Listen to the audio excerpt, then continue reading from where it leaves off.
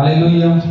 Good evening. शाम के समय आप सभी का हम स्वागत करते हैं और एक बार फिर से आज की क्लास में हम आगे बढ़ेंगे और बढ़ते हुए प्रेरितों के काम 25वां अध्याय 23 वचन से आगे आज हम देखना आरंभ करेंगे। जैसे कि हम लगातार पौलुस के दरबार में प्रस्तुत होने की लगातार घटनाओं को देख रहे हैं। सबसे पहले वो फेलिक्स के सामने प्रस्तुत हुआ, उसके बाद में फेस्तुस के सामने प्रस्तुत हुआ, अब अग्रिप्पा राजा के सामने। ये तीनों जो प्रस्तुत होना है तीनों के सामने में, ये लगभग सिमिलर है। वही घटनाएं हैं, वही गवाही है, वही इल्जाम है जो पौलुस के ऊपर बाकियों ने लगाया, वही इल्जाम लगातार लगते चले गए और वैसा ही जवाब पौलुस का आता चला गया। और ये सारी चीजें जो है वो घटनाक्रम यदि हम देखें तो उसमें सारी चीजें जो है वो होती चली गई हैं, कोई नई चीजें जो है वो नहीं आ रही है। इसलिए हम बहुत जल्दी ही आगे बढ़ रहे हैं इसमें, क्योंकि सिमिलर घटनाएं हैं, सिमिलर बातें हैं। जो कुछ बातें हैं अध्ययन के विषय उसको हम देखते चलते हैं। चैनल को लाइक करें, सब्सक्राइब करें, शेयर करें। अतः दूसरे दिन जब अग्रिप्पा और बिरनीके बड़ी धूमधाम से आए और पलटन के सरदारों और नगर के प्रमुख लोगों के साथ दरबार में पहुंचे, तब फेस्तुस ने आज्ञा दी कि पौलुस को ले करके आया जाए। तो ले आया जाए, तो यहाँ पे फेस्तुस ने पहले ही कहा था कि कल के दरबार में मैं पौलुस को तेरे सामने रखूंगा, तो तू भी उससे सुन लेना, तू भी उसकी बातों को देख लेना, ये बोला था उसने। और वो दिन आ गया। जैसे कि वो राजा है अग्रिप्पा और बिरनीके, तो बड़ी धूमधाम के साथ में उसका स्वागत दरबार में किया गया है ना। ऐसा नहीं, बड़ी धूमधाम के साथ बाजे गाजे के साथ में इनका स्वागत किया गया। तो ये परंपरा भी निकल करके सामने आ रही है कि कोई भी व्यक्ति या कोई भी अधिकारी, जैसे आज हम स्वागत करते हैं, वैसे ही स्वागत उससे कहीं ज्यादा गर्मजोशी स्वागत उन दिनों में किया जाता था। ये स्पष्ट रूप से हमको देखने को मिल रहा है, क्योंकि अग्रिप्पा राजा है और बिरनीके, तो दोनों का स्वागत बड़ी धूमधाम के साथ में यहाँ पे किया गया और वो दरबार में पहुंचे। तब फेस्तुस ने आज्ञा दी कि पौलुस को लेकर के आए। अब फेस्तुस उन्हीं घटनाओं को बता रहा है जैसे देखेंगे हम लोग। फेस्तुस ने कहा, हे राजा अग्रिप्पा और हे सब मनुष्यों जो यहाँ हमारे साथ हो, तुम इस मनुष्य को देखते हो। उसने कहा, राजा अग्रिप्पा को अभिवादन किया। अभिवादन करने के बाद में, भाई बड़ा है अभिवादन करेगा, तो अभिवादन किया और अभिवादन करने के बाद में कहा कि हे सब मनुष्यों तुम इसको देखते हो, जो ये है उसको तुम देख रहे हो, जिसके विषय सब यहूदियों ने अब जो घटनाएं पहले घटी थी उन्हीं घटनाओं को फिर ये बोल रहा है ना। तो यरूशलेम में चिल्ला कर मुझसे विनती की कि इसका जीवित रहना उचित नहीं, इसने व्यवस्था के विरुद्ध, मंदिर के विरुद्ध पाप किया है, तो इसको मार डाला जाए, और वगैरह वगैरह के बहुत सारे इल्जाम इसके ऊपर लगाए गए। तो तुम लोगों ने देखा, तुम लोग पहले भी एकत्र हो चुके हो, परंतु मैंने जान लिया कि उसने ऐसा कुछ नहीं किया कि मार डाला जाए, क्योंकि इसको भाई अपराध साबित नहीं कर पाए। इसका मतलब स्पष्ट है, क्योंकि ये जान गया। ये भाई अपराध साबित कर लेते तो वो जान जाता नहीं अपराध साबित हो गया, भाई अपराधी है, लेकिन इसको पता चल गया कि नहीं, यह अपराधी नहीं है, ऐसा कोई दोष इस पे नहीं पाया गया कि इसको मार डाला जाए। जबकि उसने आप ही महाधिराज की दुहाई दी है, तब मैंने उसे भेजने का निर्णय किया है। जब इसने खुद कहा कि महाधिराज जो है वो आएंगे, तब मैंने निर्णय लिया कि नहीं, ठीक है कि मैं महाधिराज के पास में इसको भेजूंगा। उसका निर्णय मैंने किया। मैंने उसके विषय में कोई निश्चित बात नहीं पाई कि अपने स्वामी के पास लिखूं। कोई एक निश्चित बात मैंने उसके अंदर में नहीं पाई कि ये इल्जाम लगाया गया, ये उसके ऊपर में साबित हो रहा है, और ऐसी कोई घटनाएं मैंने उसके जीवन में नहीं पाई है कि मैं राजा को लिखूं। इसलिए मैं उसे तुम्हारे सामने और विशेष करके, इसलिए मैंने तुम्हारे सामने और विशेष करके अग्रिप्पा तेरे सामने लाया हूं कि जांचने के बाद मुझे कुछ लिखने को मिले। बिना जांचे कोई कुछ लिख नहीं सकता, याद रखिए। लेकिन यहाँ पे क्या करते हैं, बिना जांचे लिख देते हैं कि ये धर्म परिवर्तन कराया गया। पहले जांचिए कि सचमुच में ऐसा कराया गया या नहीं कराया गया, है ना। लोग क्या करते हैं, ये धर्म परिवर्तन कराया गया, ये करा रहे हैं, वो करा रहे हैं। कई जगह हो रहा है, मैं मानता हूँ, ऐसा नहीं कि मैं नहीं मानता, कई जगह हो रहा है। लेकिन ये नहीं बोल सकते ना कि यहाँ बिना जांच कर किसी को पर इल्जाम नहीं लगाया जा सकता। उन दिनों में भी यही न्याय चलता था और आज भी वही न्याय चलता है ना। तो बिना किसी के अपराध साबित हुए बिना कोई उसको अपराधी नहीं कह सकता। कोई सबूत नहीं मिला कोई सबूत नहीं मिलता, अपराधी भी छूट जाता है। यहाँ तो एक निर्दोष को रखा गया है जेल में, उसको ना फेलिक्स ने छोड़ा ना फेस्तुस ने छोड़ा, और अब अग्रिपा के सामने उसको लाया गया है। तो शायद ये भी देखते हैं क्या होता है, क्योंकि ये लोग सब यहूदियों को खुश करने के चक्कर में रहते थे कि हमसे यहूदी लोग बहुत खुश रहे, बहुत आनंदित रहे, है ना। इसीलिए ये लोग निर्णय नहीं ले पा रहे थे। तो क्या कुछ मुझे बात चले तो मैं अपने महाराज कैसर को लिखूं कि भाई ये बातें हैं, क्योंकि बंदी को भेजना और जो दोष उस पर लगाए गए उन्हें ना बताना मुझे व्यर्थ जान पड़ता है। भाई मैं यदि बंदी को भेज दूं और उस पर जो दोष लगाया गया उसको मैं ना बताऊं तो मुझे व्यर्थ जान पड़ता है, वहां भेजना मेरा व्यर्थ है, मैं वहां ऐसे नहीं भेज सकता हूं, है ना। अब 26 के 1 पद में हम आएंगे, जो कि वही घटनाएं जो है वो लगातार चल रही। 26 का अग्रिपा ने पौलुस से कहा, अब अग्रिपा पूछ रहा है तुझे अपने विषय में बोलने की आज्ञा है। तब पौलुस हाथ बढ़ाकर उत्तर देने लगा, भैया अब तुझे अपने विषय में बोलने की आज्ञा है, जो जो बोलना चाहता है उसको बोल, जो तेरी बात है उसको रख।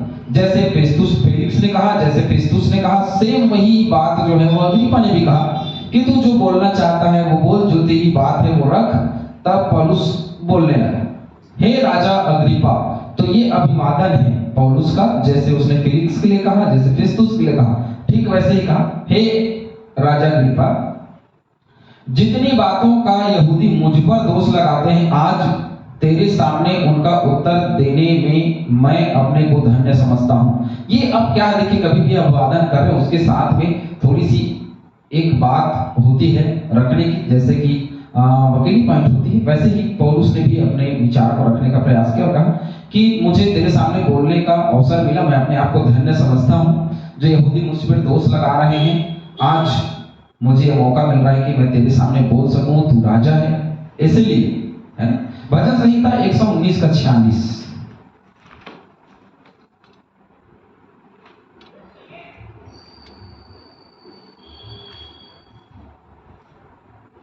जहां लिखा है, और मैं तेरी चितौनियों की चर्चा राजाओं के सामने भी करूंगा और संकोच ना करूंगा। तो राजाओं के सामने भी मैं तेरे किए हुए उद्धार का वर्णन करूंगा। तो मैं धन्य समझता हूं कि मुझे तेरे सामने सुसमाचार प्रचार करने का मौका मिल रहा है, विशेष करके इसलिए कि तू यहूदियों के सब व्यवहारों और विवादों को जानता है। अतः मैं विनती करता हूं, धीरज से मेरी सुन। तू ये जो है ना, यहूदी लोग इनके व्यवहार आचरण सबको तो तू जानता ही है, तू राजा है तो तुझे तो सारी चीजें पता ही है ना।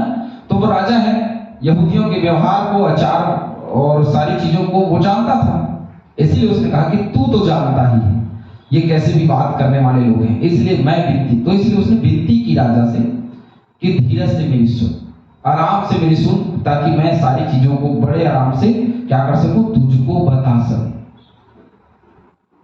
मेरा चाल चलन आरंभ से अपनी जाति के बीच और यरूशलेम में जैसा था वह सब यहूदी जानते हैं।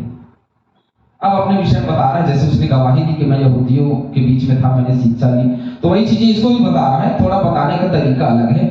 तो फेलिक्स को बताना और फेस्तुस को बताना और अग्रिपा को, ये तीनों अलग तरीके से बताया उसने, लेकिन बात वही थी। मैं यरूशलेम में रहा, जैसे कहा मैं तो परमेश्वर के लिए अपने जीवन को, परमेश्वर ने पूर्ण समर्पण के साथ अपने जीवन को सच्चा बिताया है ना। तो वही बात है कि मैं यरूशलेम में कैसे अपने जीवन को बिताया, ये यहूदी लोग जानते हैं। उसके बावजूद भी मेरे ऊपर ये इल्जाम लगा रहे हैं कि मुझको मार डाला जाए। यदि वे गवाही देना चाहें तो आरंभ से मुझे पहचानते हैं कि मैं फरीसी होकर अपने धर्म के सबसे खरे पंथ के अनुसार चला, क्योंकि मैं फरीसी था ना, तो मैं फरीसी होकर के मैं अपने पंथ के हिसाब से खरे होकर के चला, क्योंकि जैसे हमने अध्ययन में देखा कि वो मसीहियों को सताने जा रहा था, मारने जा रहा था, ये सारी चीजें भी लोगों को पता है, इसलिए उसने कहा ये लोग जानते हैं कि मैं कैसे खरा मनुष्य था, है ना। और अब उस प्रतिज्ञा में आशा के कारण जो परमेश्वर ने हमारे बाप दादों से की थी, मुझ पर मुकदमा चला रहे हैं, ये एक बात है। रोमियो 15 का 8।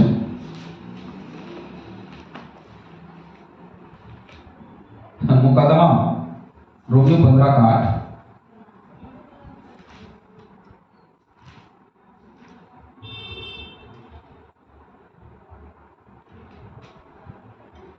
मैं कहता हूं कि जो प्रतिज्ञाएं बाप दादों को दी थी उन्हें दृढ़ करने के लिए मसीह परमेश्वर की सच्चाई का प्रमाण देने के लिए खतना किए हुए लोगों का सेवक बना, है ना, खतना किए हुए लोगों का क्या बना, सेवक बना।